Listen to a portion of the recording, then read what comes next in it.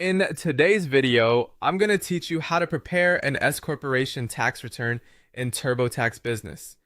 We'll be using the TurboTax Business desktop application to create Form 1123-S and generate the owner's Schedule K-1 forms. This process is designed to guide you through the return in a structured way, so even if you're not deeply familiar with business tax software, the interview format helps keep everything organized and manageable. Start by opening TurboTax Business on your computer. Since this is the desktop version, make sure you're launching the correct program for business returns and not a personal tax product. Once the software opens, take a moment to confirm you're in the business return area so you can access the proper entity types and tax forms. Next, choose the S Corporation return option, which corresponds to Form 1120-S.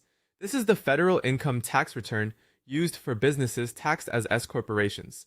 Selecting the correct return type is important because it determines the interview questions, the worksheets behind the scenes, and the final forms the software will prepare for you.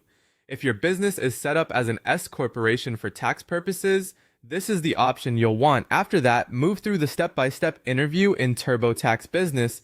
This interview is the core of the filing process. The software will ask for the information needed to build the return, and as you progress, it uses your answers to populate Form 1120-S. The key here is to go carefully and answer each section as completely and accurately as possible. TurboTax is designed to translate your entries into the proper tax form format, so the interview is doing much more than just collecting basic details.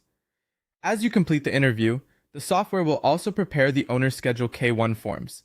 These are especially important because they show each owner's share of the S corporation's income, deductions, credits, and other tax items. In other words, the K-1s connect the business return to the owner's individual tax reporting. Be sure to review the information you entered during the interview, because accurate ownership and allocation details directly affect the K-1 output. Once you finish the interview,